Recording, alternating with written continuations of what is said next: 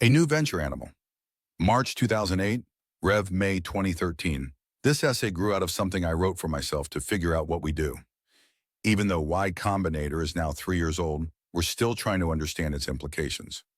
I was annoyed recently to read a description of Y Combinator that said, Y Combinator does seed funding for startups. What was especially annoying about it was that I wrote it. This doesn't really convey what we do, and the reason it's inaccurate is that, paradoxically, funding very early-stage startups is not mainly about funding. Saying YC does seed funding for startups is a description in terms of earlier models. It's like calling a car a horseless carriage. When you scale animals, you can't just keep everything in proportion. For example, volume grows as the cube of linear dimension, but surface area only as the square. So as animals get bigger, they have trouble radiating heat. That's why mice and rabbits are furry and elephants and hippos aren't. You can't make a mouse by scaling down an elephant. YC represents a new, smaller kind of animal, so much smaller that all the rules are different. Before us, most companies in the startup funding business were venture capital funds. VCs generally fund later stage companies than we do, and they supply so much money that even though the other things they do may be very valuable, it's not that inaccurate to regard VCs as sources of money. Good VCs are smart money, but they're still money. All good investors supply a combination of money and help, but these scale differently, just as volume and surface area do. Late-stage investors supply huge amounts of money and comparatively little help. When a company about to go public gets a mezzanine round of $50 million, the deal tends to be almost entirely about money. As you move earlier in the venture funding process, the ratio of help to money increases because earlier stage companies have different needs. Early stage companies need less money because they're smaller and cheaper to run, but they need more help because life is so precarious for them. So when VCs do a Series A round for, say, $2 million, they generally expect to offer a significant amount of help along with the money. Y Combinator occupies the earliest end of the spectrum. We're at least one and generally two steps before VC funding.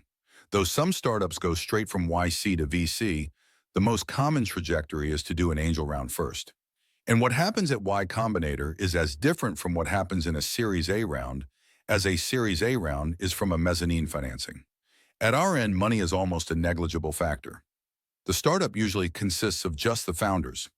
Their living expenses are the company's main expense, and since most founders are under 30, their living expenses are low.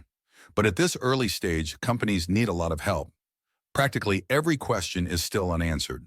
Some companies we've funded have been working on their software for a year or more, but others haven't decided what to work on, or even who the founders should be. When PR people and journalists recount the histories of startups after they've become big, they always underestimate how uncertain things were at first. They're not being deliberately misleading. When you look at a company like Google, it's hard to imagine they could once have been small and helpless. Sure, at one point they were just a couple of guys in a garage, but even then their greatness was assured, and all they had to do was roll forward along the railroad tracks of destiny. Far from it. A lot of startups with just as promising beginnings end up failing. Google has such momentum now that it would be hard for anyone to stop them. But all it would have taken in the beginning would have been for two Google employees to focus on the wrong things for 6 months, and the company could have died. We know because we've been there just how vulnerable startups are in the earliest phases. Curiously enough, that's why founders tend to get so rich from them. Reward is always proportionate to risk, and very early stage startups are insanely risky. What we really do at Y Combinator is get startups launched straight. One of many metaphors you could use for YC is a steam catapult on an aircraft carrier. We get startups airborne. Barely airborne, but enough that they can accelerate fast. When you're launching planes, they have to be set up properly, or you're just launching projectiles. They have to be pointed straight down the deck. The wings have to be trimmed properly. The engines have to be at full power. The pilot has to be ready. These are the kind of problems we deal with. After we fund startups, we work closely with them for 3 months. So closely, in fact, that we insist they move to where we are. And what we do in those 3 months is make sure everything is set up for launch. If there are tensions between co-founders, we help sort them out. We get all the paperwork set up properly so there are no nasty surprises later. If the founders aren't sure what to focus on first, we try to figure that out. If there is some obstacle right in front of them, we either try to remove it or shift the startup sideways. The goal is to get every distraction out of the way so the founders can use that time to build or finish building something impressive.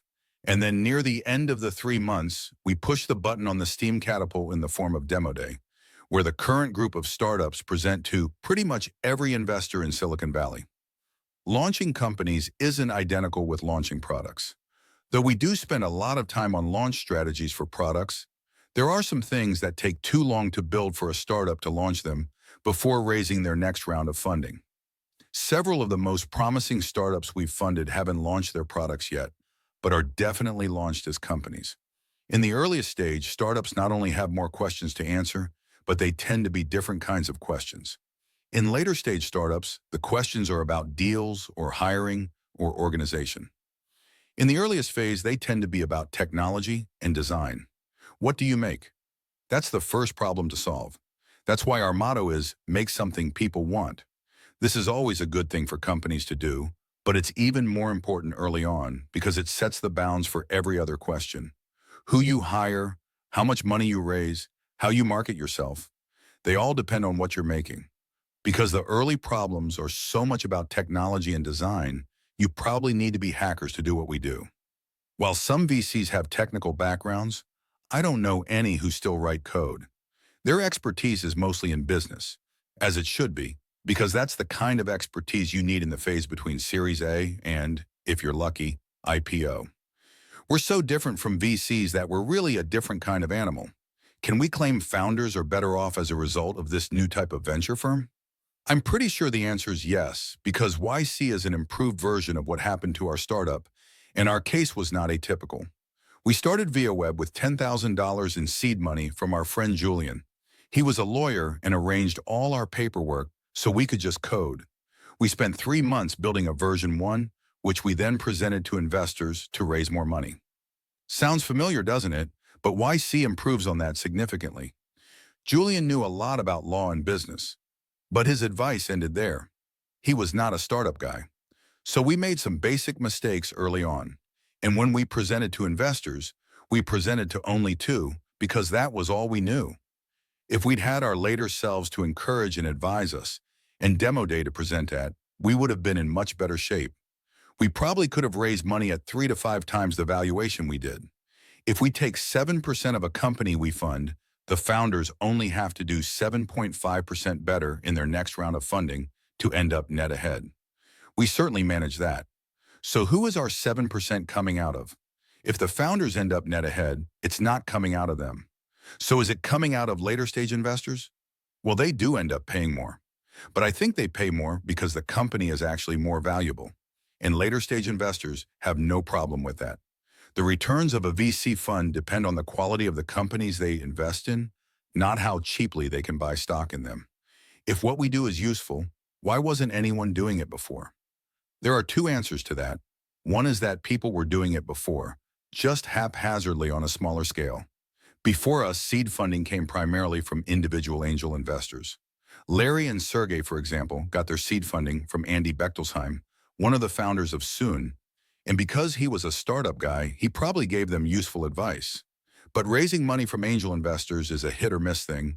It's a sideline for most of them, so they only do a handful of deals a year, and they don't spend a lot of time on the startups they invest in.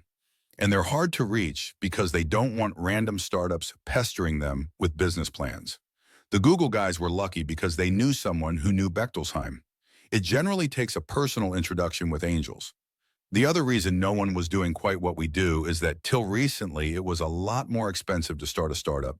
You'll notice we haven't funded any biotech startups. That's still expensive.